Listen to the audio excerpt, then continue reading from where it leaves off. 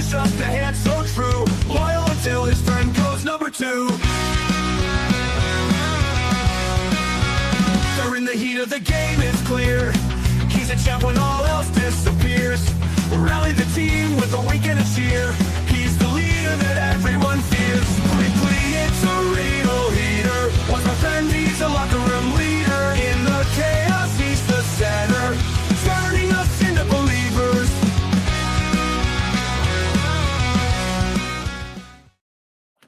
Good evening, ladies and gentlemen. It is Sunday night. It is 7 p.m. and we are hot off of the heels of what I felt was a fantastic Saturday night's main event. But how did we get to Saturday night's main event? And even some things happened earlier this afternoon that we can break down here for you. But how did we get to all of this? Ladies and gentlemen, I am OM Dynamic. This is the Locker Room Breakdown. This is your Rasslin recap for the week. A look back at the week that was in the WWE on Raw and SmackDown. And yes, Saturday night's main event. And a look at things to come this week. Bit of a programming note though, ladies and gentlemen, and I'm going to touch on this now.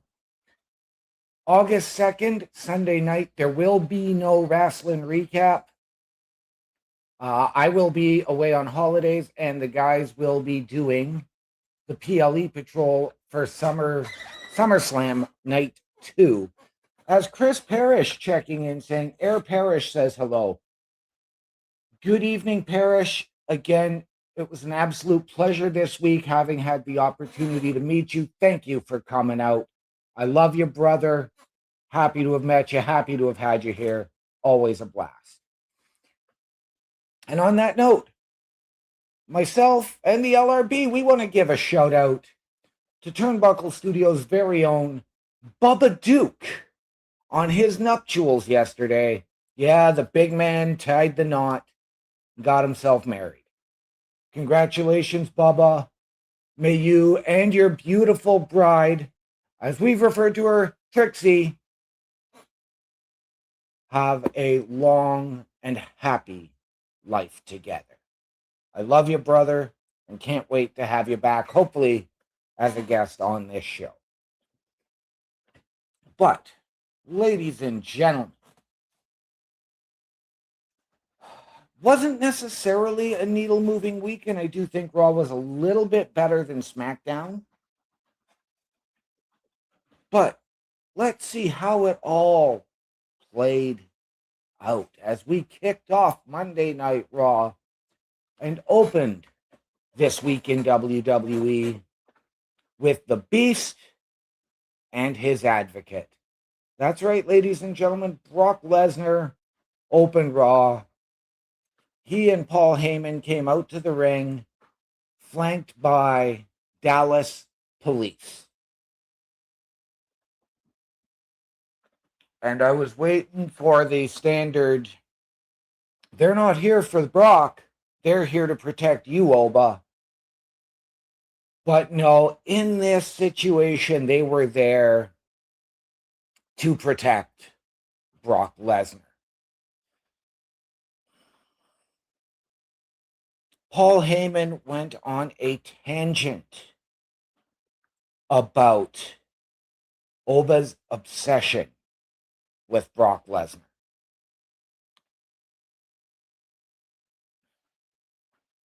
But also admitted that Brock Lesnar is obsessed with the ruler, Obafemi, and facing him inside Hell in a Cell at SummerSlam.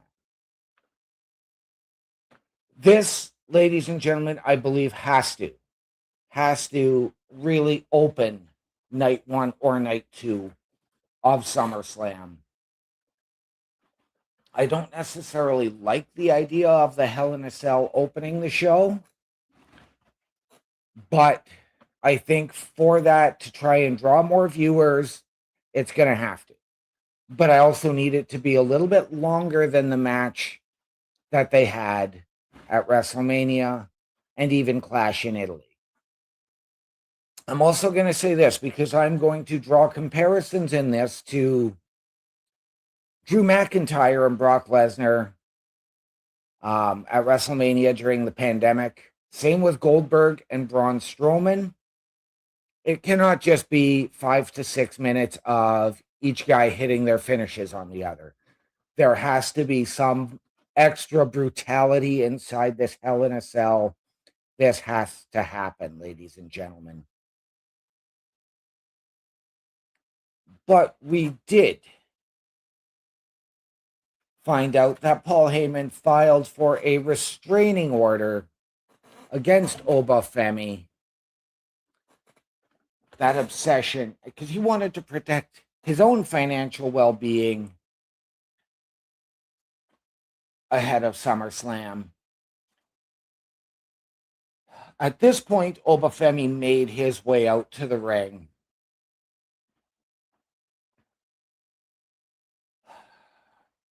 This, again, Oba and Brock, great chemistry on the mics. I'm still not sold on Obafemi as a headliner or a champ. I think he still needs more time and a little more work against people his size. Brock Lesnar is a great start. I think he should have been doing something with Gunther in the interim. I think that this is where we need to go with a guy like Oba. However, in this situation, Oba came back with something that made a lot of sense, saying, it wouldn't have mattered had I chosen the title since winning the King of the Ring. Brock would have cost me the title match as it is. And I would be walking out of SummerSlam without the title. This was absolutely smart, absolutely brilliant. Do I wish that maybe they would have done this at King of the Ring? Now, in the King of the Ring final, like I said a few weeks ago, ladies and gentlemen, I don't believe there was a right winner or a wrong winner. I don't think there was a right choice in this. I think that both men, Jey Uso and Obafemi, were the wrong decision. But I understand I didn't agree with it.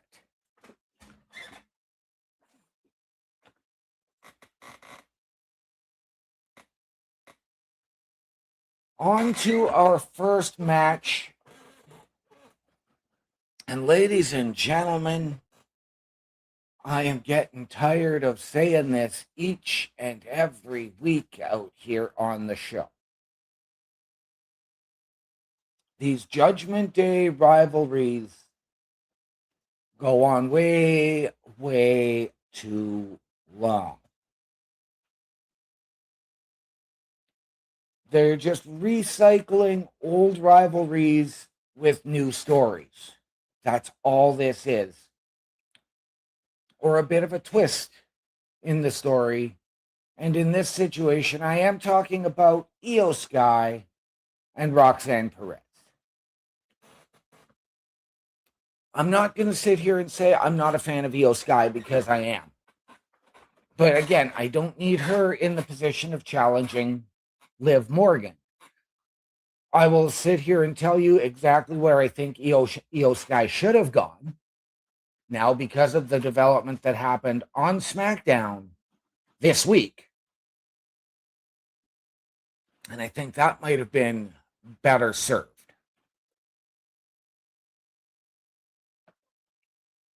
But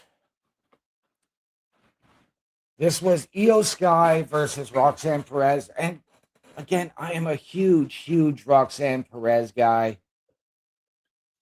This was Dallas in her home state of Texas.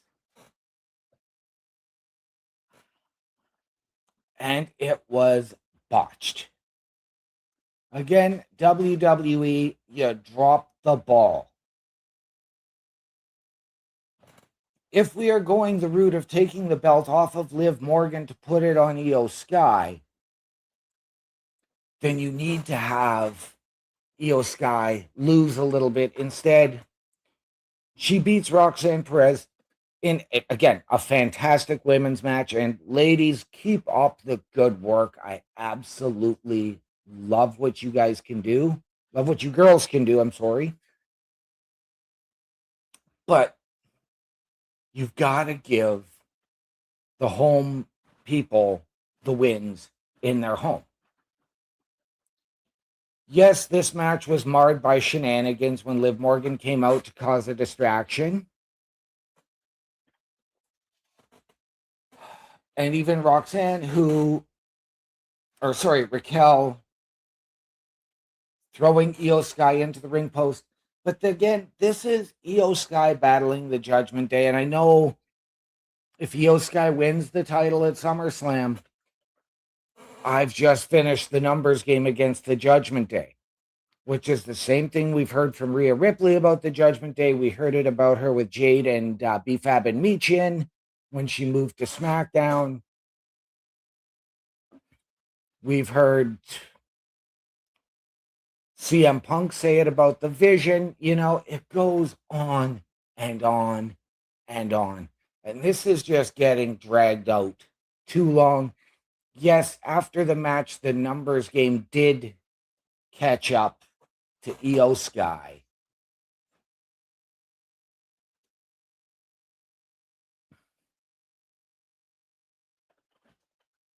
However, you know, and yes, we had the post-match beatdown between the three of them. Yes, Sol Ruka attempted to come out and make the save, and we know she had just had a title defense of the Intercontinental Championship against Raquel. Are we going to go to Sol and Roxanne next? Because now it is time to maybe take the belt off of Sol. You're keeping her in the same stratosphere as the Judgment Day. And again, another thing that is going to go on too long. I think it might be time to give the belt to somebody, whether it's Raquel or Roxanne, who truly deserves that opportunity. Will we get that tomorrow night? I don't know. Will we get it at SummerSlam? That remains to be seen. You will have to tune in tomorrow night at 8 p.m. for the Raw Patrol with Carl Carafel, Chris Best, myself as I make my return to a regular week of broadcasting, and others. But ladies and gentlemen, we need some new opposition for people like Io Sky. We need new people for the Judgment Day as well. It's just getting played out. It's over. It's done. It's new stories, old rivalries. That's all it is.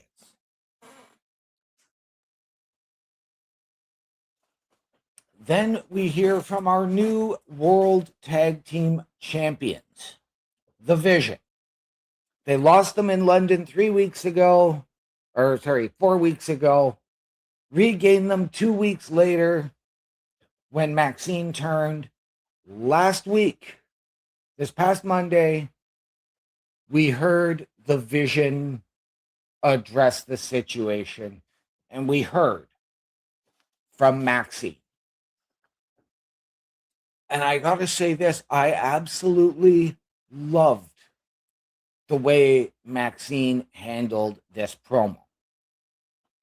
Because she is so new to being a heel on Raw, she wasn't sure what to say. Yes, she was tripping over her words because she's not used to hearing the boos. But we also got Tozawa and Otis, the former Alpha Babes, come out and address her.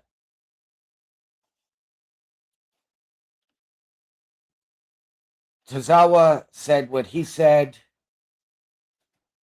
Otis, again, fumbling over his words, overcome with emotion. We don't know if he was angry, hurt, confused, all of the above. Seemed to be ready to profess his feelings, which was what happened way back when Maxine first got to Otis, or Otis, as she called him then, when she was leading the Maximum Male Models and was trying to bring him in. Theory got on the mic and ridiculed him. Yes, we did get a bit of a beatdown as Otis shoved him out of the way. And as Otis flipped over his words, Theory hit him with the low blow. Maxine grabbed his face and started screaming at him and berating him, saying, if you ever thought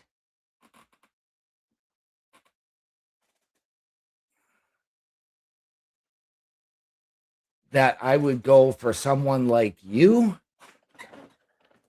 you were sadly mistaken. Now, ladies and gentlemen, I, for a long time, thought Maxine was perhaps the most improved wrestler in the women's division in the past year. We haven't seen her much in the ring since she lost the Women's Intercontinental Championship after holding it very, very briefly.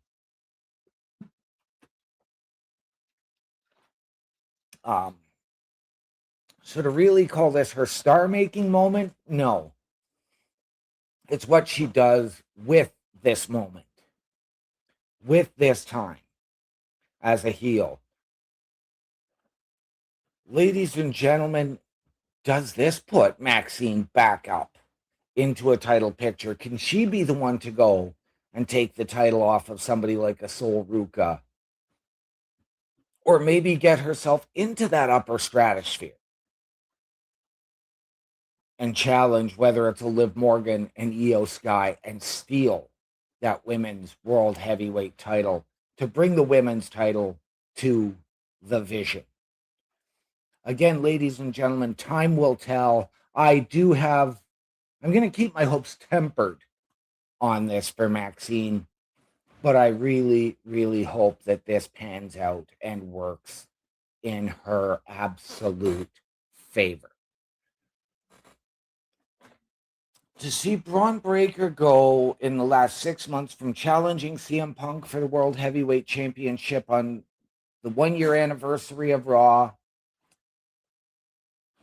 to almost an afterthought in all of this and only carrying the tag team title for the sake of making sure that the Vision have the tag team titles due to Logan Paul's injury. What do we do with Braun Breaker? Again, folks, one of the most divisive wrestlers to come. And this is where I stand. I'm going to say this. In the next couple of years, we are going to hear, let's go, Braun Breaker sucks. Let's go, Braun Breaker sucks. That is my take on where we're going with Braun Breaker as far as being that divisive of a wrestler. And in this case, it's going to be the kids that are not going to like him. It's going to be the grown-ups that love Braun Breaker. But Braun Breaker needs something more to go from being this badass to being. I'll compare him to Brock Purdy, Mr. Irrelevant. So hopefully Braun Breaker can pull a Brock Purdy and step out of that shadow of irrelevance. Or maybe go to the island of relevancy.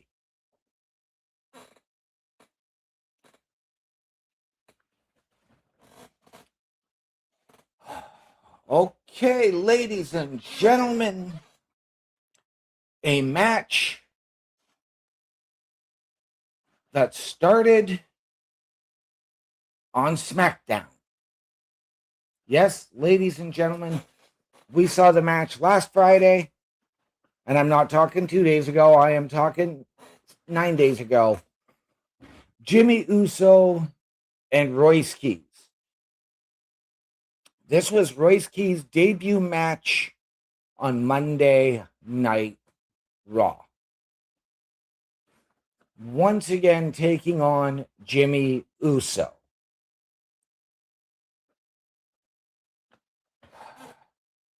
Jimmy had control of the match.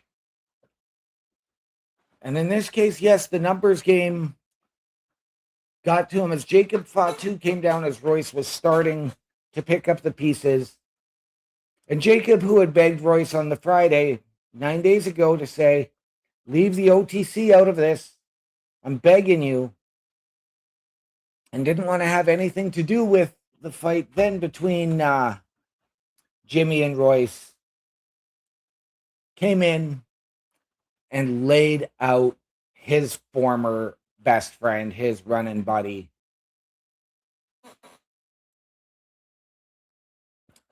As well, laid him out with fists in a steel chair to be interrupted by Solo Sikoa.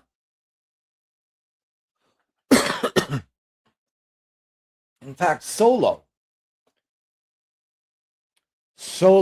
has come so far in such a short time. And I'm going to be honest with you, ladies and gentlemen, this is something we did not ever think we would see coming. Solo gets on the mic and tells Jacob to stop. Solo said he was coming home. He was coming back to rejoin the bloodline. Got in the ring, put his one up. Jimmy got alongside him. Jacob on the other side. And the best thing we saw then was as Solo was doing this, he switched the smile and his finger to the thumb and laid his brother out with a Samoan spike.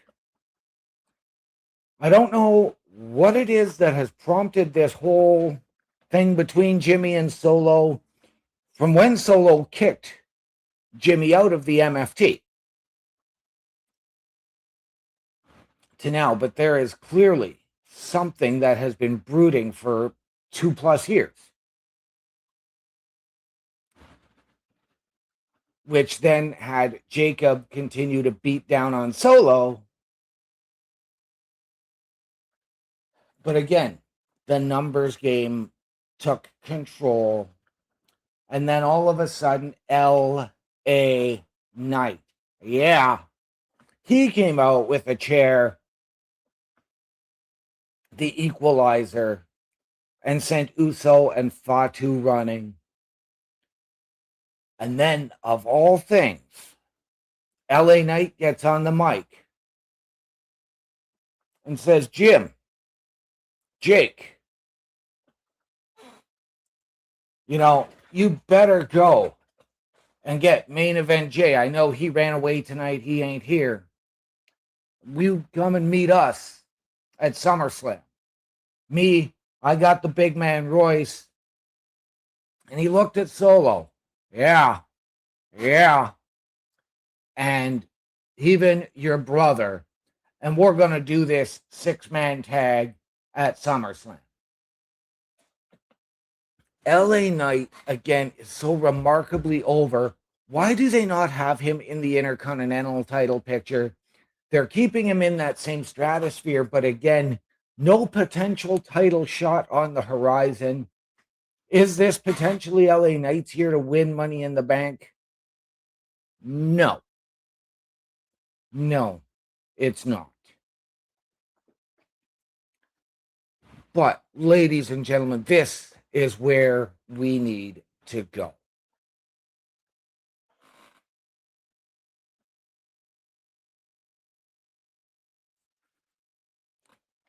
Backstage, ladies and gentlemen, we see Paul Heyman again with the Vision saying that was extraordinary, love it. Theory says, so are we back together again? And Paul Heyman looks at him and says, if she is so spectacular, what the hell do you want from me? Where is Paul Heyman's allegiance? We know right now it's to Brock Lesnar. Is he with the Vision? Does he have something cooking with Braun Breaker? Does he have somebody new coming? And I will touch on that because we got a vignette last Monday for August 3rd about a 7-footer from New York who is returning. Oh, and that man is 7 feet tall, and you can't teach that. Yes, ladies and gentlemen, we got the big cast vignette last Monday night. And that is very, very intriguing. We thought that after what had happened on SmackDown with the return of Baron Corbin, that might be where they go for Danhausen. But I've got to wonder, is Paul Heyman the guy maybe bringing in Big Cass? Is that his new big man? Does Paul Heyman have an allegiance with Obafemi for after SummerSlam? We've heard Paul Heyman refer to himself as the wise man again a few weeks ago. Does he have something cooking within the bloodline?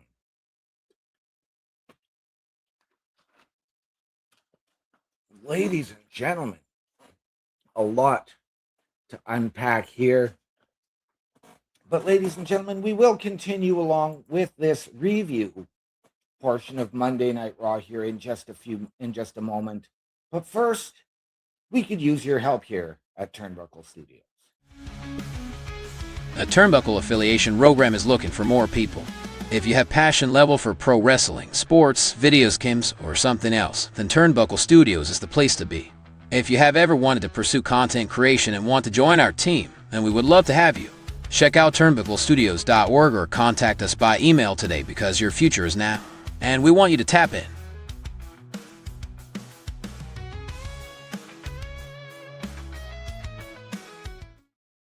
And there you have it, ladies and gentlemen. Turnbuckle Studios is your home for the Turnbuckle Affiliation Program, and we want you to join us. So if you have ever wanted your break in podcasting, content creation, or to help us out behind the scenes, hit the join button. Send us your credentials. Tell us how you believe you can help us, how you feel we can help you. We will sit down as a collective and find the right fit. All of that and so much more at turnbucklestudios.org. So what I felt was perhaps the most disregarded moment of the week of the previous 2 weeks, because in London we saw, after Lyra and Bayley losing their tag team championship opportunity, we saw Lyra snap. We got a video package the week before. 2 weeks ago now on Raw, we got a video package from Bayley. Now we finally get the face-to-face in the ring. Last week I said that they should have had Bayley come out and make that call out and Lyra just no-show. But no, we get video packages. This week we get that face-to-face.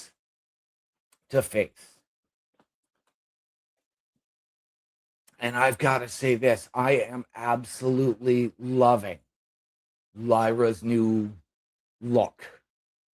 This sort of exiled, anxious, twisted, lost soul.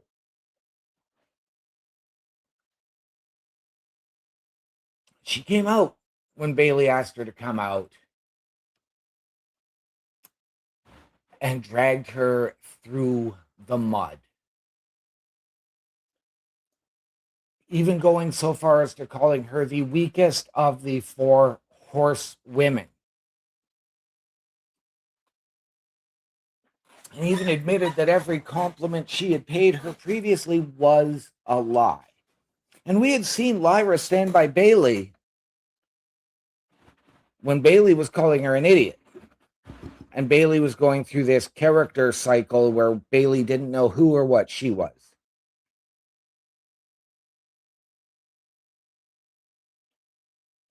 At that point, Bailey said, well, I'm going to see you at Madison Square Garden because we're going to do this at Saturday night's main event. I spoke to Adam Pearce.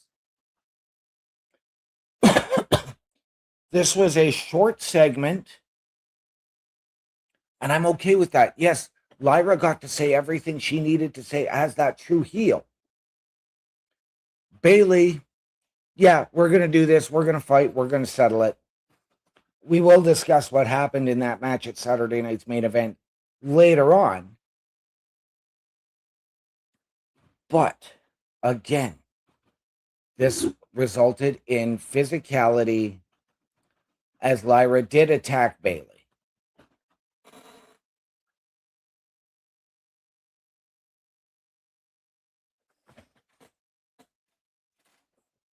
You know what? The best comparison, and I'm just reading it here, but Corey Graves said she looked like a sea hag. No, I'm going to say it. She looked like Samara from the movie The Ring, coming out of the well after 7 days. That is the feeling I get from Lyra. And like I said, we are going to discuss Lyra a little bit more, a little bit later on. And I'm looking forward to having that talk with all of you.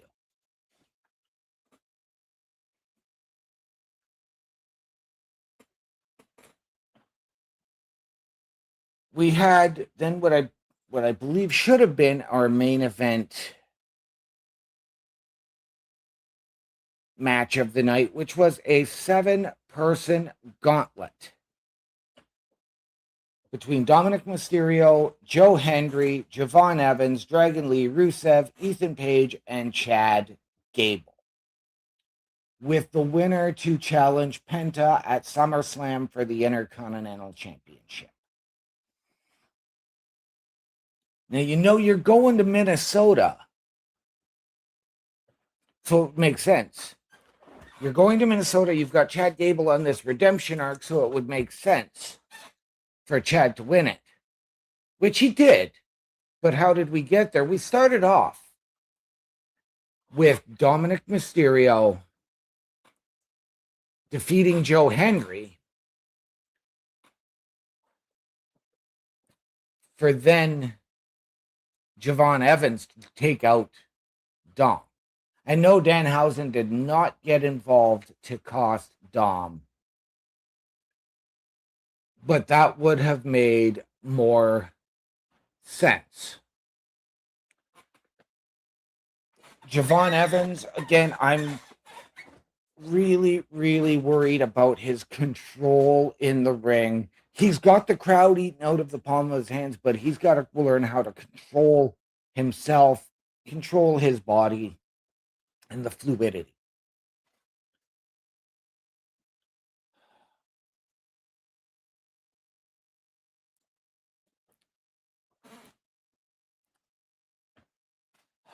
Dragon Lee came out afterwards, and again, fantastic between him and Javon. Javon was the only guy to go through 2 people, as he picked up the victory over Dragon Lee as well,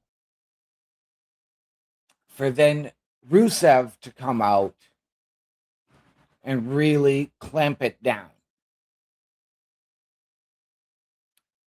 This was where I think we should have gone with Ethan Page as the next and have Chad Gable come out last. But we had Chad Gable come out next, who eliminated Rusev. And again, this was something really interesting because you could have had Rusev win and have Ethan Page come out last and really had that whole thing blow up. Or they could have said, well, you know what? It's the 2 of us. Let's go take out Penta together. But Ethan Page was the last out. And again, he ended up tapping to the ankle lock.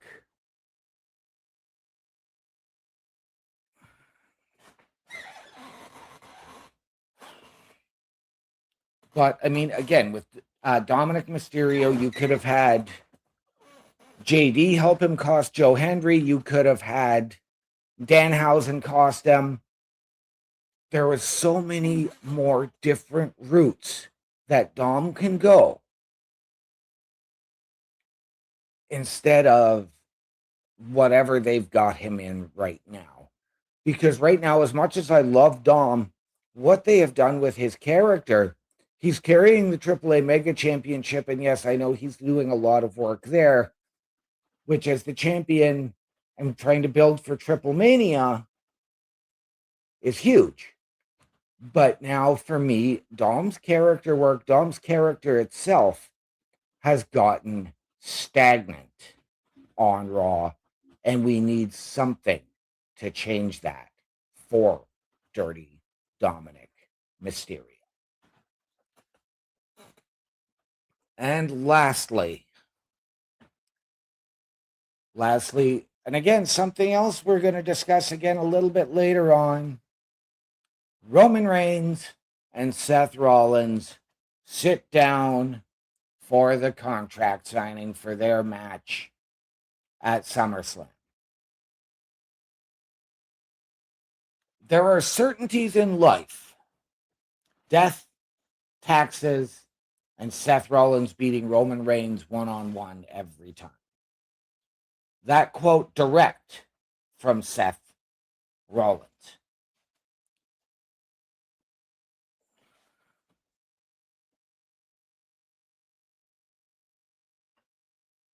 But Roman countered, caused Seth to snap, referring to him as number 2 because, of course, we all know, we acknowledge the OTC, the original, the one tribal chief. And even referencing Triple H, calling him Seth's work daddy. And that can't even get the job done for Seth. I don't think this was long-winded. I don't even think it was drawn out. But just once, ladies and gentlemen, can we get a contract signing that doesn't actually break down into physicality? We've seen it before and it doesn't happen often. But can we get one of those contract signings again, please? Will Seth Rollins beat Roman at SummerSlam? Is this where Jacob makes his ulterior move? After that, is this where Jay makes an ulterior move? Does Solo cost him? Again, there are a lot of moving parts. Is Seth Rollins working on a new vision? If Paul Heyman is out with the vision, is Seth Rollins back in? A lot to unpack here, ladies and gentlemen.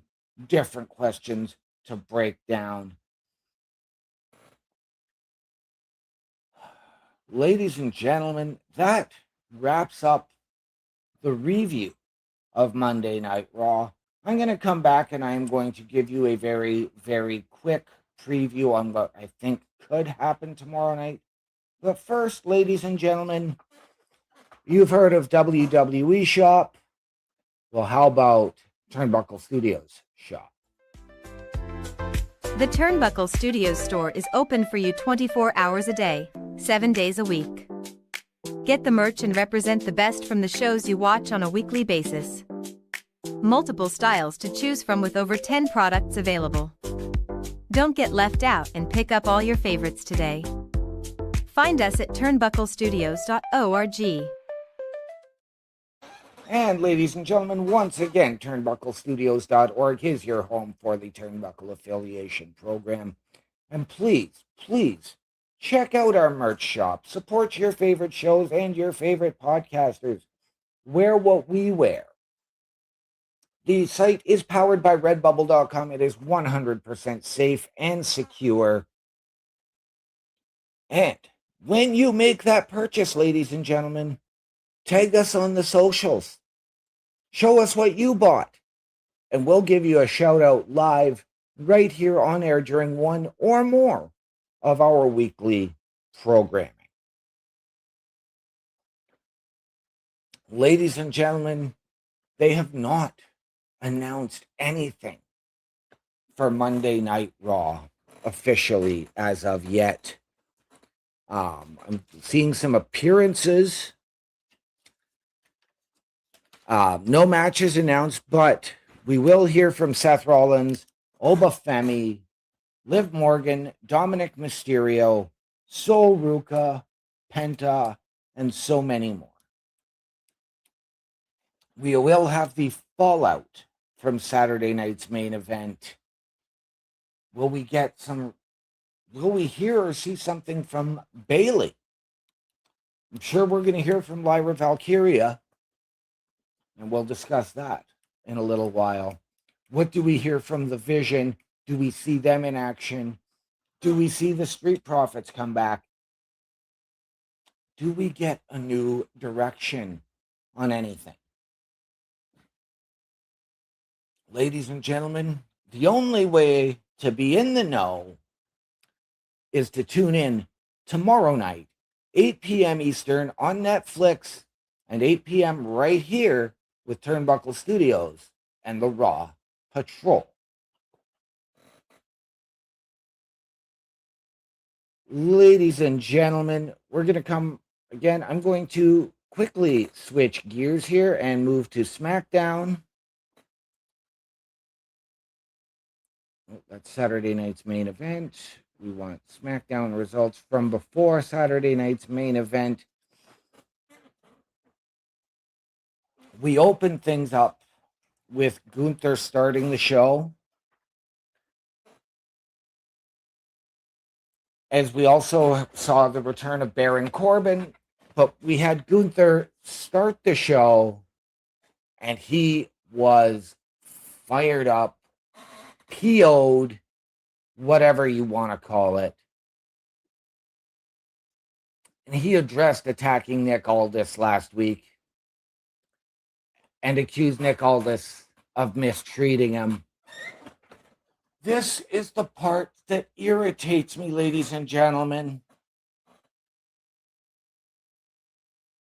because Adam Pearce came out. It had been announced earlier on Friday that Nick Aldis had been removed permanently as the GM of SmackDown. What does not make sense to me in this entire scenario, 2 weeks earlier, we had seen that situation after Night of Champions unfold, which saw Nick Aldis placed on leave. He showed up to Raw, again, not this past Monday, the previous Monday, where he was the one who, on leave, got CM Punk and made the match for CM Punk and Sami Zayn for the title. A week ago, yes, 9 days ago, he's back in charge on SmackDown. And now all of a sudden, Adam Pearce is back and Nick Aldis has been removed. What was the absolute point in any of that? What was the point in putting Nick Aldis on leave if you're just going to remove him without a clear contingency plan in place? You remove him for a week, put him back on the next show, then put him back for his show, and then permanently remove him a week later. This makes absolutely zero sense to me. This was complete and utter BS as far as things with Nick Aldis go.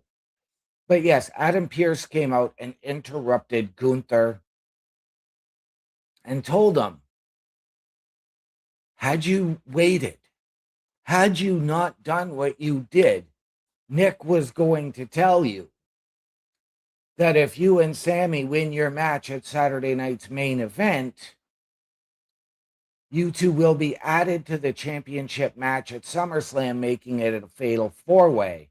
But Adam Pearce also told Gunther that if you would have done that on Raw, you would have been fired. This put a smile on Gunther's face, but Cody Rhodes came out and laid the proverbial smackdown on the ring general Gunther, saying, you hit me, threw me into a car, hit me in the head. You think when I saw you it wasn't going to be on site? You and me tonight. And Pierce made that official.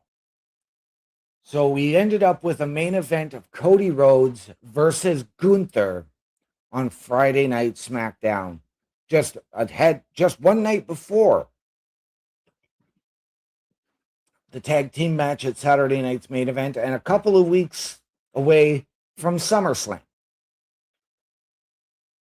Was this Cody trying his best to be 100%, or is this Cody, again, biting off more than he can chew and allowing his focus to go elsewhere instead of where it needs to be, and that is on CM Punk and that WWE Undisputed Championship?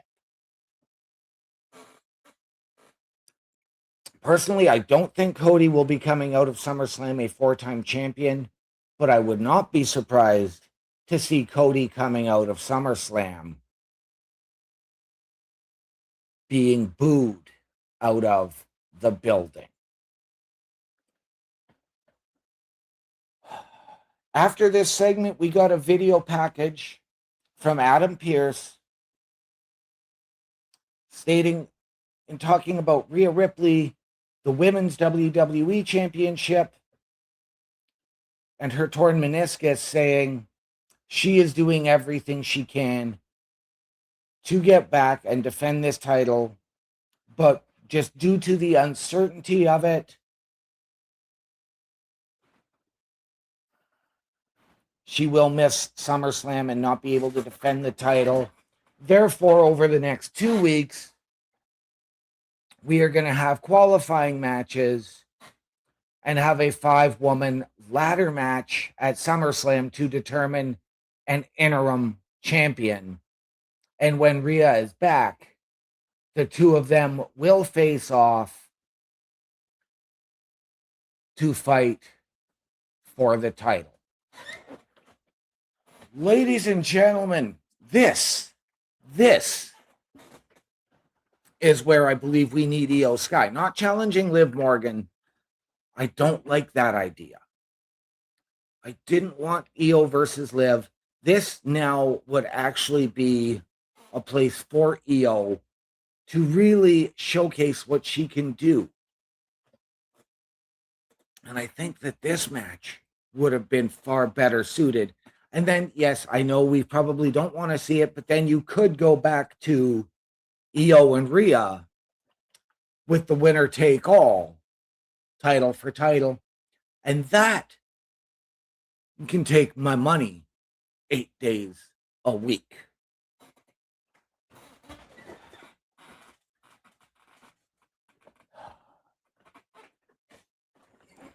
This, yes, we all know what this is. This is what is known, ladies and gentlemen, as too sweet. There was nothing sweet about what happened with Finn Balor and Tala Tonga.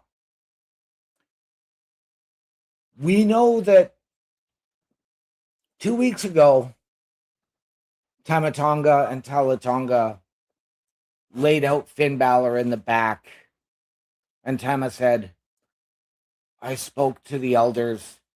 They told me to cut ties with my past.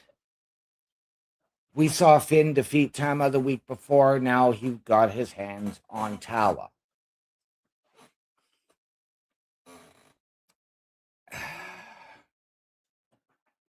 This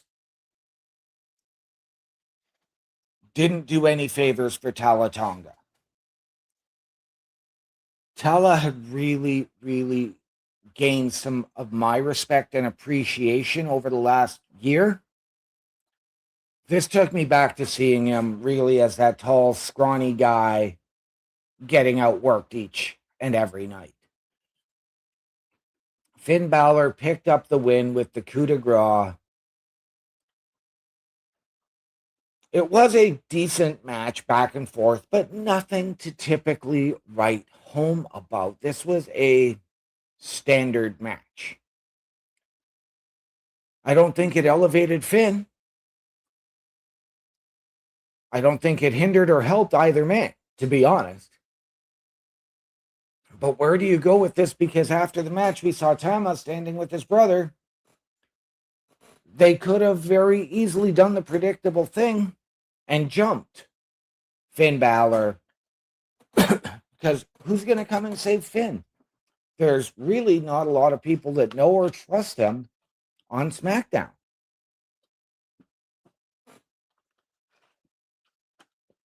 So, what do you do in that situation? Is this over now between Tamatella and Finn? Do they tell Finn to go and find a partner?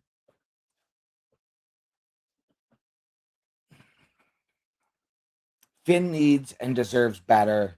The Tongans deserve better. But we do have to ask, who are these elders? Could it be their father? Could we see the return of Haku to come out and lead them? I, for one, would be all for it. But, again, do you turn them back to, do you make them the new Tongan twins? Do you just call them the Tongas? Like, this, there's needs to be a direction for them. And I said this when they made the MFTs that dominant faction, eliminating the Wyatts and really getting the Wyatts released. Then all of a sudden, JC and Tongaloa are let go.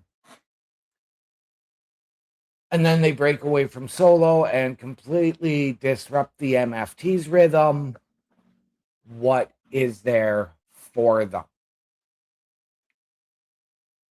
Is this a time? Do the Tongans need a change of scenery? Do they need a breath of fresh air? You can't move them to Raw because they've just come out of everything with Solo and the Bloodline. If you're going to keep them heel or put them into the position of challenging for the tag team championships, you need something with absolute direction for them. They're too good for NXT, but they could go down there and offer guidance. But we did get another tag team match a little bit later on that night, and I could see this becoming an interesting feud for the Tongans.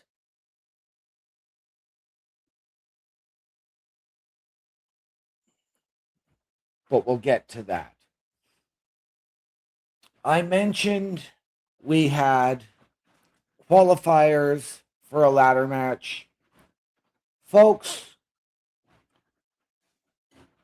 again, did WWE drop the ball with our first qualifying match for the women's interim WWE Championship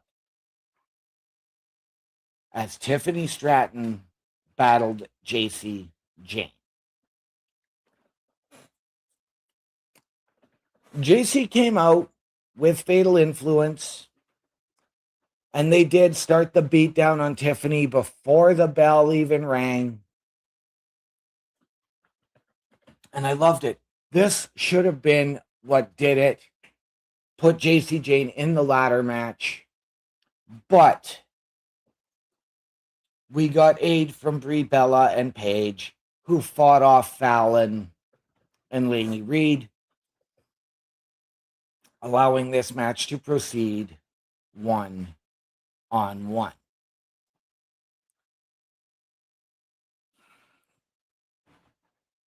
What is WWE doing with Fatal Influence? this was a situation you could have had JC very easily go to the Queen of the Ring finals, even had she lost. No, we couldn't do that. We've had to wait and wait and wait. We knew that Fatal Influence were going to challenge Brie and Paige at Saturday night's main event, and we're going to cover that in just a brief period here, folks. But you've got Tiffany Stratton as your U.S. champion. And we know that JC Jane and Fatal Influence made an impact on the women's tag champs. They made an impact on Rhea Ripley. So wouldn't it make sense to have JC Jane qualify for this ladder match and go to that potential move and really shake the women's division? No, Tiffany Stratton wins the match, and now the U.S. Championship cannot be defended at SummerSlam because the Women's U.S. Champion is in a ladder match for the interim world title. Unless you're going to open the show that night and vacate the Women's U.S. Championship, but then who do you make that match between at SummerSlam? Ladies and gentlemen, this boggles my mind.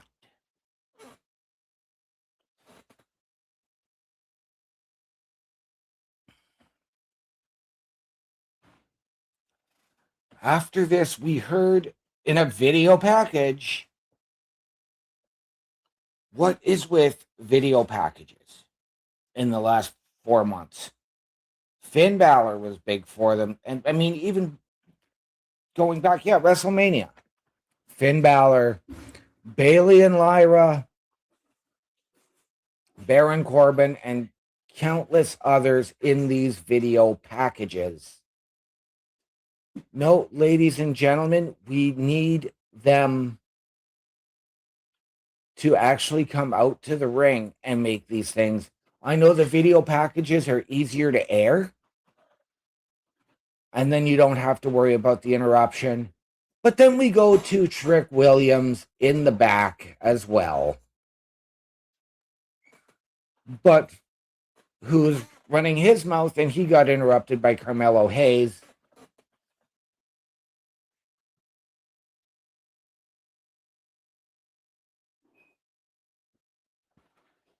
And they continued to berate each other. But I also think that this is where we're going to lead back to the Trick Mello gang. And I do think, as much as I want to see Carmelo Hayes get that U.S. title back, because really, it's a prop piece for Trick Willie. And he doesn't know who he is on the main roster at this point. So, I'm going to say this. When we get Trick Williams versus Baron Corbin, let's get the title to Baron Corbin. But we go to our next Women's Interim WWE Championship ladder match qualifier between Jade Cargill and Nia Jax. And this is something that we have seen at various points throughout Jade's tenure here.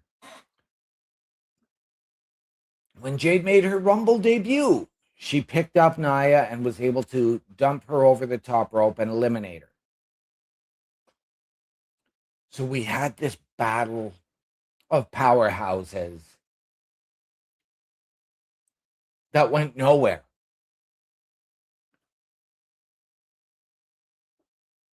This is something, again, that you can build to, ladies and gentlemen.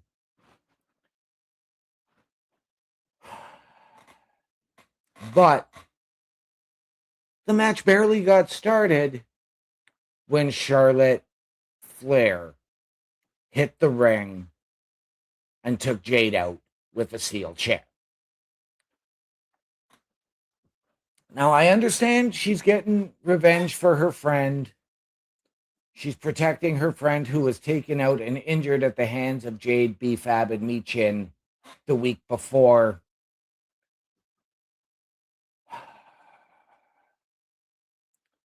But really, we could have gone to Jade and Charlotte at SummerSlam. No, we had to do this. Now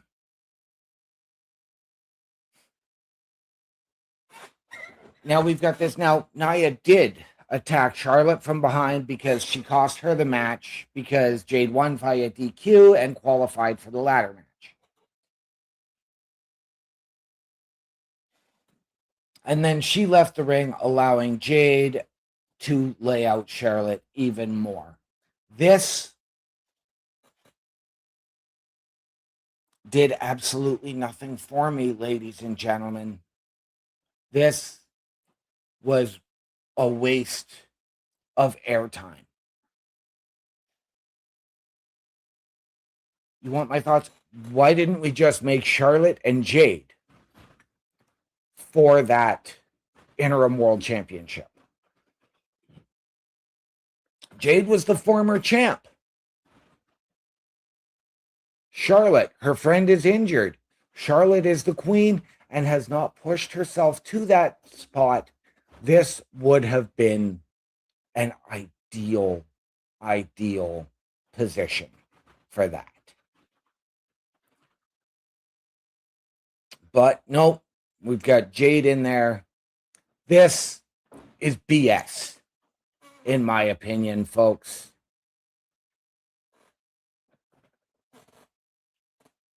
Backstage, we saw Candice LeRae pushing the crate with Johnny Gargano. I can't remember who interrupted her. But then after that was done, Candice gets laid out and attacked by Blake Monroe in the back. What is with all of these people who are hyped up, built up to be coming up to the main roster, and what are we doing with them? Blake Monroe spent weeks doing vignettes, including one backstage segment with Chelsea Green.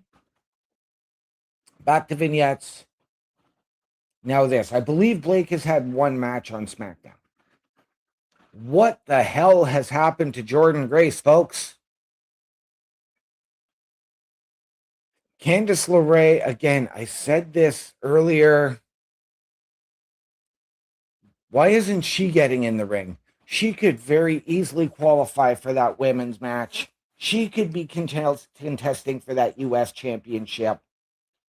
But no, we've got her being the devoted wife, pushing her disparaged husband around on a cart. There is so much we can do. And again, ladies and gentlemen, I'm going to say this. This is that conflict between having to go 3 hours for 6 months, 2 hours for 6 months. Can we get that happy medium at about 2.5 hours like they did for Raw? Come on, folks. This is better. And I know, ladies and gentlemen, that is USA Network in the States doing that. But that is what we truly, truly need. Okay, ladies and gentlemen, I mentioned a tag team for the Tongans to take on, and we're going to hear about them here and now as Fraxium, who over the previous couple of weeks had taken on Ray Phoenix, the AAA Cruiserweight Champion. Now they took on the AAA Tag Team Champions, the War Raiders.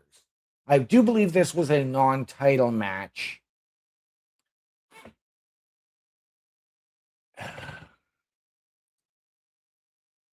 This is what these two teams have been relegated to. Fraxium, who could have very, very easily been your tag team champions, and I believe they need a change of scenery. I think they need the opportunity to come to Raw and get themselves into a tag team title picture. We're waiting for the War Raiders to go one-on-one in a tag match with Damian Priest and R-Truth, title for title. I'm going to assume now that that is going to happen at SummerSlam, and we will find out. I'm hoping this week.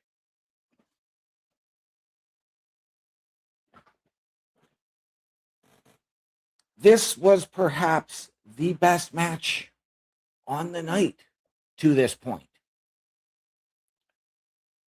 Yes, the War Raiders picked up the win, but both teams were able to tell the story, do what they do best, and really give the fans what they want. It is a shame that the War Raiders have been reduced. And yes, ladies and gentlemen, I am going to say it, reduced to where they are on the main roster. AAA Tag Team Champions, that is huge, ladies and gentlemen. Do not get me wrong, and I'm not going to take anything away from AAA. But this was a team you could have had fighting with the Vision on Raw. This was a team that could, again, we're waiting for that match with them and Priest and Truth. This is a team you could have had facing the Usos.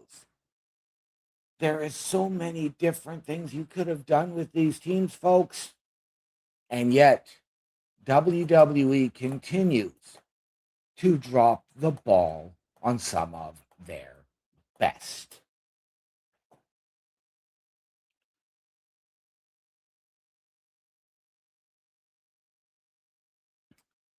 And ladies and gentlemen, our main event of the evening, Cody Rhodes versus Gunther one-on-one. As Cody was getting ready for his match, he came face to face with CM Punk, who said, "I'm going to watch your back. I'm coming out." Cody said, "I appreciate that, but if you're going to watch the match, you're going to stay here and watch it on this monitor in my locker room."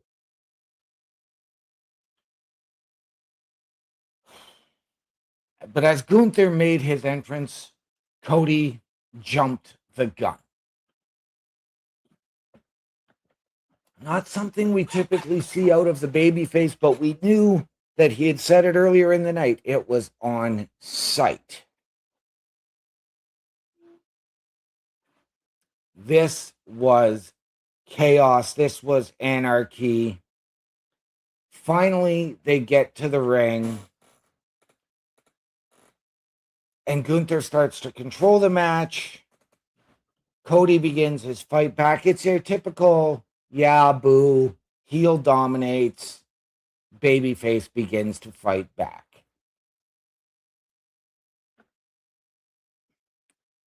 A little bit later on, CM Punk comes out to cheer on his tag team partner for Saturday night's main event, his friend, and offer his support. Yes, he and Cody are opponents at SummerSlam. But then from out of nowhere, Gunther's partner for Saturday night's main event, Sami Zayn, shows up and jumps CM Punk from behind at ringside. All hell breaks loose, and we did not get a conclusive finish. We saw Cody and Gunther in the first ever Crown Jewel championship match. Both Cody and Gunther have been a king of the ring. Cody just recently fought Gunther as well, if I'm not mistaken. But this was the first time televised and not on a PLE that Cody and Gunther went one-on-one. But this match did end up getting thrown out as everybody as everybody got involved in this match.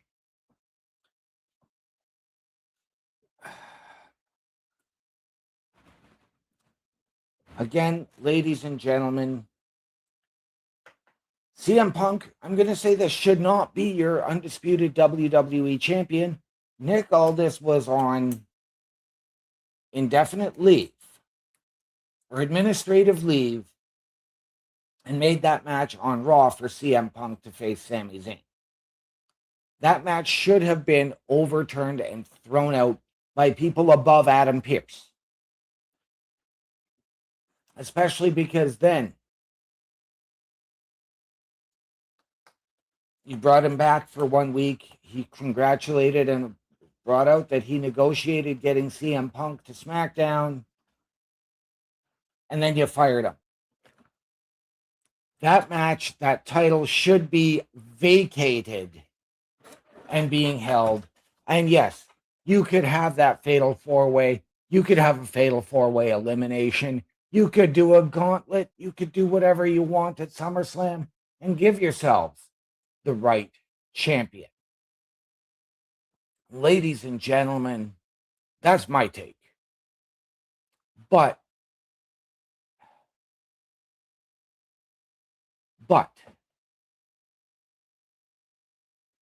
after this is all said and done, Jackie Redmond catches up with Danhausen in his lab. And she's interviewing him when he opens a crate and there's a black cat. But she says that's just a stuffed animal. Yes, but that makes Danhausen much cooler now. And he did something and he said, if you want to be uncursed, I suggest we run. They ran in opposite directions. Danhausen came running back, grabbed the black cat, stuffed black cat in the crate, and ran out following Jackie. But what did that actually mean? Ladies and gentlemen, we'll tell you here in just a few minutes. But first, we're going to come back and preview what is going to happen this coming week on SmackDown, as well as what happened this afternoon. Actually, there's one piece I've got to leave, but you know what? We're going to come back with the SmackDown preview after we review Saturday night's main event, ladies and gentlemen. But first, I do need you to take a look at all of the amazing programming for you here throughout the week at Turnbuckle Studios. Turnbuckle Studios and the Turnbuckle Affiliation Program bring you the week of streams. All times are in Eastern Time. Monday night, we are on call as the Raw Patrol is on duty at 8 p.m. Tuesday brings you the flagship show, Turnbuckle Talk, at 8:05 p.m. Wednesday, we play games with the PlayStation Showcase at 8 p.m. Thursdays, let us power your dreams with the Xbox Showcase at 9 p.m. Friday, we invite you to come for a ride with the SmackDown Security Detail at 8 p.m. The weekend brings you Saturday Night Gaming at 8 p.m. On Sunday, be sure to catch the Chris Parrish podcast at 12:15 p.m. And later in the day, the Locker Room presents Rasslin Recap delivers at 7 p.m. Always be aware that weekend shows can vary in times, as the PLE Patrol and other watch party streams are always a must-see. Be part of the shows and join the chat every day and watch all of the latest episodes on turnbucklestudios.org/shows. And please do not forget to drop a like, follow, and to subscribe to all of our channels, and when the time is right, all you have to do is tap in. And ladies and gentlemen, once again, turnbucklestudios.org is your home for the Turnbuckle Affiliation Program. And as you just saw, there is something for you each and every night of the week here live. And that can all be found under shows, but we want you to meet the teams behind those shows. The newly married Bubba Duke, Chris Best, Chris Parrish, Logan Thompson, myself, and of course, the Godfather, Carl Carafel, Click on our individual links to get our socials and watch our latest weekly live episodic shows. All of that and more at turnbucklestudios.org. I apologize, ladies and gentlemen. We are going to now touch on what happened at Saturday night's main event and what I thought was a fantastic show. We started off with our women's tag team championship match, and most of us here had picked Fatal Influence. Yes, Lainey Reed and Fallon Henley were challenging Paige and Brie Bella for the women's tag team championships. We had all picked Fatal Influence to win, and we were not disappointed. Fatal Influence did win due to a distraction and a sneak attack. But yes, Fatal Influence are your new WWE Women's Tag Team Champions. And that now means that with those titles being defended across all brands, that Fatal Influence can just as easily show up tomorrow on Raw as they can on SmackDown. I love it. What do we get here and now for Fatal Influence? This is absolutely huge. And don't get me wrong, because I am a fan of Paige and Brie.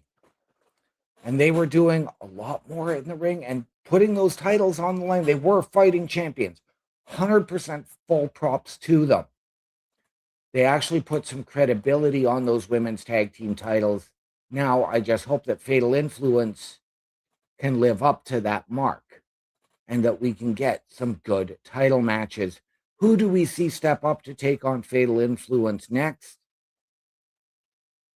Who knows? Is it time to potentially add another female member to the Vision for her and Maxine to challenge? I don't think we go to the route of the Judgment Day unless you're going to go to a fatal four-way or more match, because you're not going to have a heel team versus a heel team in a straight-up tag. This is going to have to be a fatal four-way match or a triple threat for this to happen. Same thing. But what does Raw have to offer us as far as female tag teams? Not a whole lot. Is it time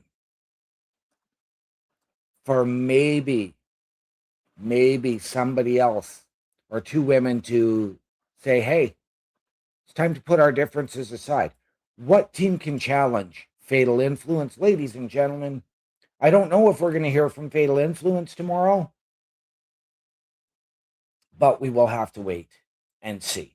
But yes, ladies and gentlemen, Lainey Reed, Fallon Henley are your new tag team champions, and Fatal Influence can now travel to every show. No disqualification match, JD McDonough and Danhausen. This was a monumental match for Danhausen. His first match in Madison Square Garden, his first appearance in Madison Square Garden since he uncursed the Knicks and led them to that NBA championship. This match was back and forth. Dominic Mysterio did accompany JD to the ring,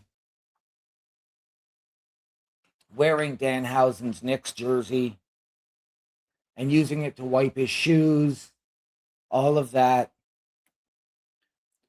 But at one point, Danhausen, because it was no DQ, no countout, Danhausen ran back to the top of the stage where he had his cloning machine, which did go off. And yes, we got 3 more mini Hausens who went and took it to Dom and JD down at ringside.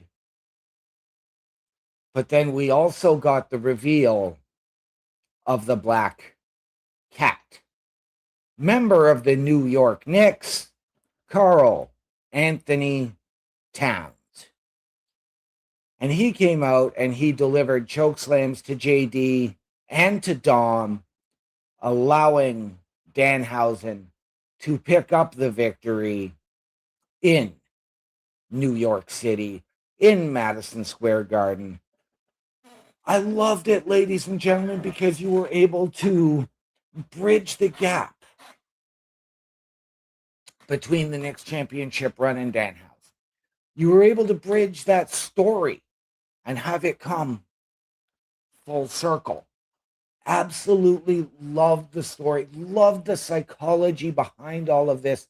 This was a fantastic moment. And perhaps a top moment of the year. But that may also have happened a little bit later on in the night. Our next match was perhaps the match I had been looking forward to the most at Saturday night's main event. Lyra Valkyria, who I'm going to refer to now as Samara, versus Bayley. Again, ladies and gentlemen, this is what we've needed from Lyra Valkyria. From heavier and darker entrance music. Yes, new entrance music still in the same theme, but heavier, darker. Lyra didn't come out clapping. She didn't come out any of that. She was aggressive. She was tenacious. She was all over Bayley. She fought tooth and nail. Bayley fought back. This was a fantastic, fantastic match.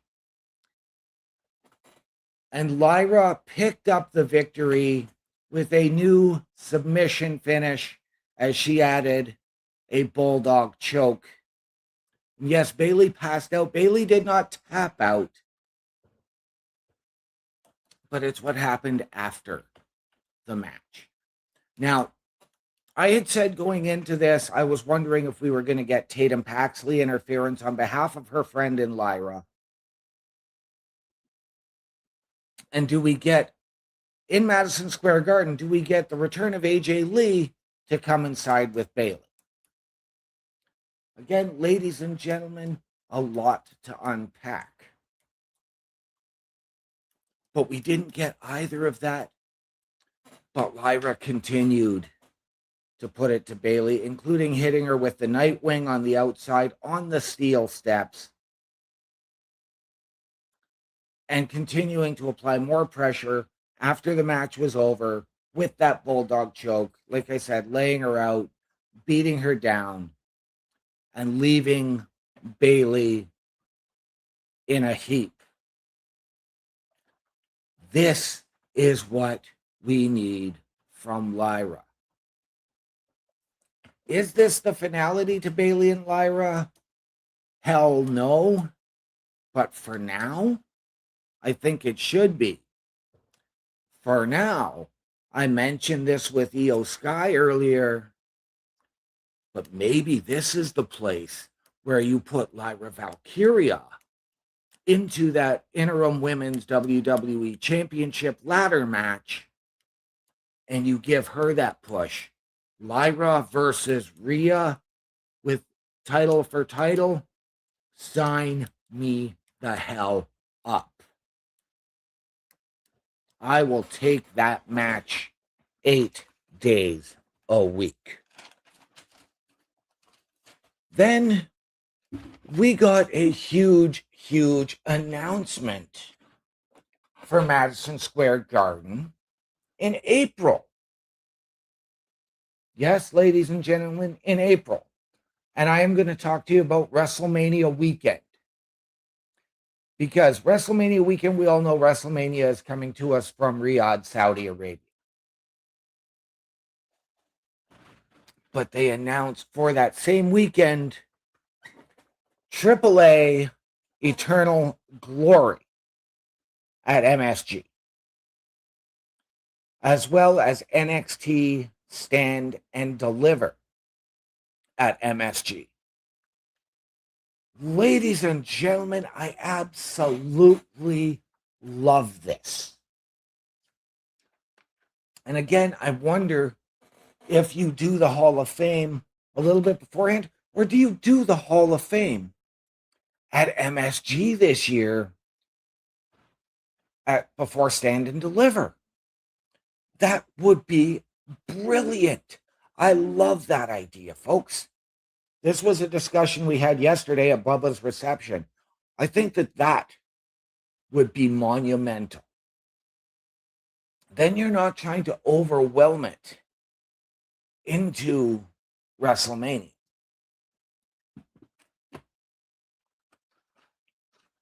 But you're now running WrestleMania on 2 days, and then another PLE from each brand, from AAA and from NXT. That same weekend, I love it. Yes, again, very, very busy weekend, but I love this idea. All right, ladies and gentlemen, our Tag Team Championship main event match of the night. Cody Rhodes and CM Punk, the opponents at SummerSlam for the undisputed WWE Championship, taking on two guys who could be added to the match if they were successful in picking up a victory last night. I'm talking of Sami Zayn and Gunther. And again, this started with friendly bickering in Gorilla between Cody and Punk. And Punk saying, I said I'll go out with you. After Cody asked who's going out first, Cody's music hits. Cody makes his way to the ring. CM Punk makes his way to the ring. Sammy makes his way to the ring. Gunther makes his way to the ring.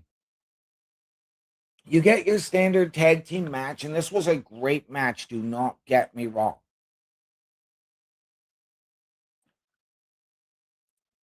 And even at one point, Gunther had Cody laid out. He decked him with the belt, but Charles Robinson had taken the bump.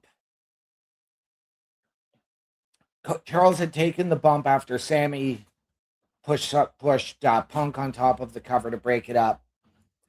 Gunther used the title to blast Cody, hit the power bomb. New ref comes out, 1, 2, and he's pulled out of the ring. Nick Aldis was hiding beside the ring and holding the title. And as Gunther saw him, Aldis went up and blasted him with the title, allowing Cody and Punk to pick up the victory, keeping their match at SummerSlam 1-on-1.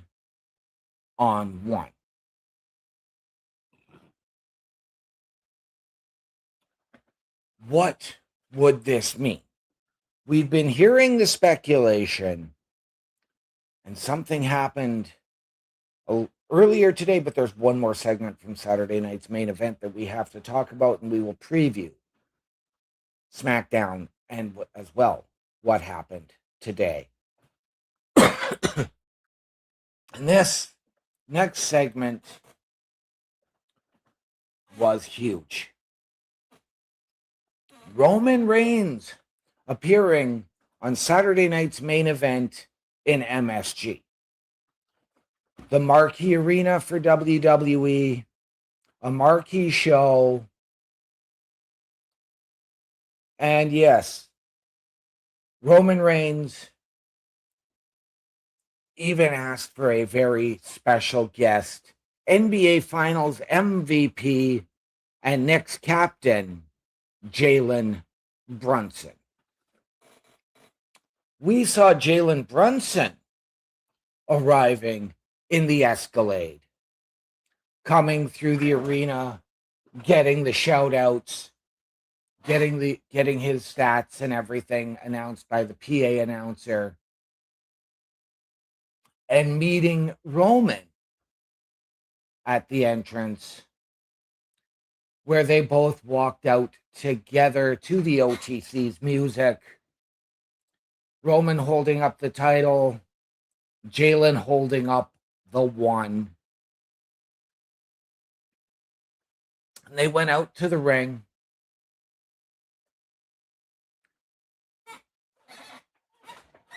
And Roman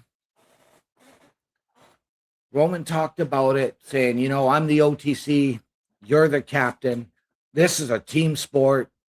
But you know what? I pulled some strings. He presented Jalen Brunson with a beautiful new title. Nick side plates, all of it, the blue strap. It was a beautiful, beautiful title. Talked about the history in MSG, talked about all of that. And then finally, we got to Madison Square Garden. Acknowledge us. Yes, Roman put it above himself. Roman with the true babyface move in all of this. And then, yes, we heard the familiar refrains, burn it down. And Seth Rollins, of course, music hits. And they're watching, they're waiting. And out comes Tyrese Halliburton of the Indiana Pacers with a steel chair. But no sign of Seth Rollins, who did sneak in the back door, laid out. Roman Reigns looked like he was going to go for a stomp. Went for a kick to the head anyways. Then as he lined himself up in the corner, Jalen Brunson stepped in front of Roman to protect him. Seth telling him, no, get out of the way, come on. Tyrese had not gotten in the ring. And after a couple of minutes, all of a sudden, from the corner of your eye, Roman hits the Superman punch. They hit the spear. Seth and Tyrese Halliburton are taken out, sent to the back. Roman then asks Jalen Brunson to hold his title and puts the new one on to Jalen Brunson. Excuse me one moment, folks.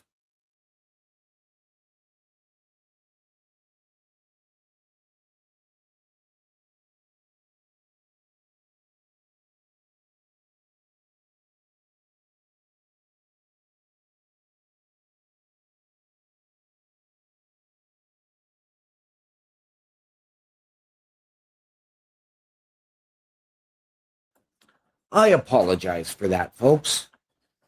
But that was the breakdown. Now, I will give you a preview of SmackDown as well as what happened here this afternoon. But first, one more commercial break for you. The Turnbuckle Studios store is open for you 24 hours a day, 7 days a week. Get the merch and represent the best from the shows you watch on a weekly basis. Multiple styles to choose from with over 10 products available. Don't get left out and pick up all your favorites today. Find us at turnbucklestudios.org. A Turnbuckle affiliation program is looking for more people. If you have passion level for pro wrestling, sports, videos games, or something else, then Turnbuckle Studios is the place to be. If you have ever wanted to pursue content creation and want to join our team, then we would love to have you.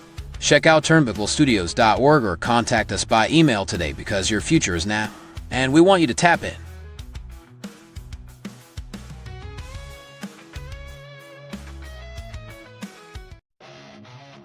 Turnbuckle Studios and the Turnbuckle Affiliation Program bring you the week of streams.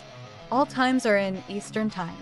Monday night, we are on call as the Raw Patrol is on duty at 8 p.m. Tuesday brings you the flagship show, Turnbuckle Talk, at 8:05 p.m. Wednesday, we play games with the PlayStation Showcase at 8 p.m. Thursdays, let us power your dreams with the Xbox Showcase at 9 p.m. Friday, we invite you to come for a ride with the SmackDown Security Detail at 8 p.m. The weekend brings you Saturday Night Gaming at 8 p.m. On Sunday, be sure to catch the Chris Parrish podcast at 12:15 p.m.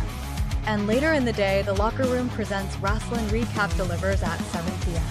Always be aware that weekend shows can vary in times, as the PLE Patrol and other watch party streams are always a must-see. Be part of the shows and join the chat every day and watch all of the latest episodes on turnbucklestudios.org/shows. And please do not forget to drop a like, follow, and to subscribe to all of our channels, and when the time is right, all you have to do is tap in. And ladies and gentlemen, once again, turnbucklestudios.org is your home for the Turnbuckle Affiliation Program. And there is everything you need. How to join us. Head over to our shop. And please check out all of our weekly programming. And please come and meet the team. We would love to interact with you on all of our socials as well. Turnbucklestudios.org, ladies and gentlemen, your home for the Turnbuckle Affiliation Program. So, this coming Friday on SmackDown, ladies and gentlemen, we are going to hear from Fatal Influence. Whether we hear from them tomorrow or not, I don't know. We are going to hear from CM Punk and Cody Rhodes, whether it's a face-to-face, whether it's a contract signing, whatever the situation.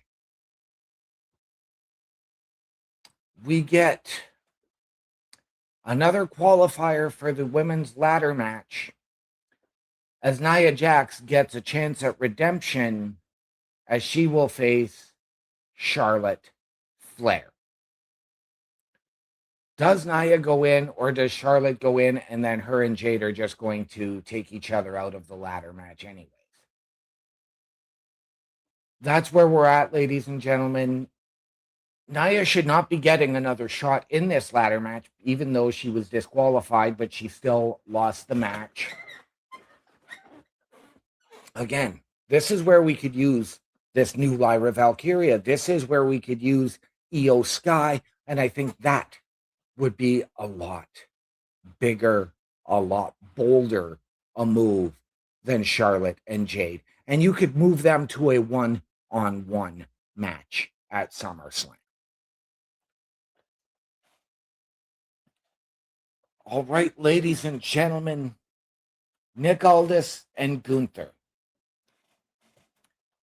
Something happened this afternoon, Sunday, July 19th, at the SummerSlam kickoff.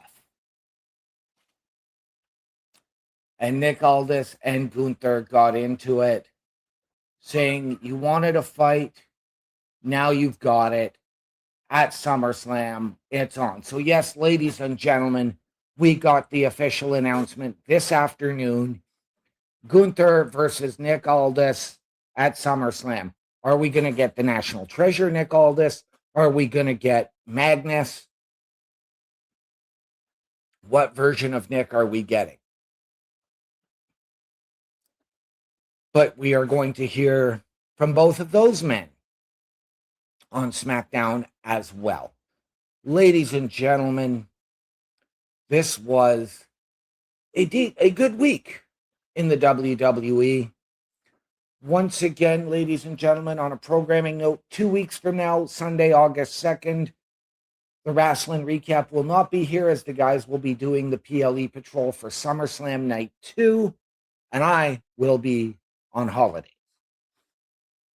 So, ladies and gentlemen, from all of us here at the Locker Room and Turnbuckle Studios, we would love to remind you always that the world is better with you in it. From all of us here to those of you out there, wherever you are, good night, good luck. I'm out.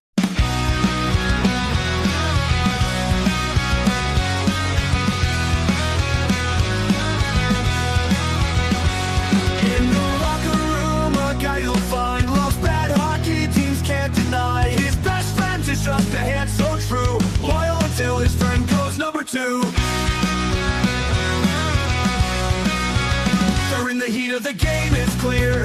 He's a champ when all else disappears. Rally the team with a weekend of cheer.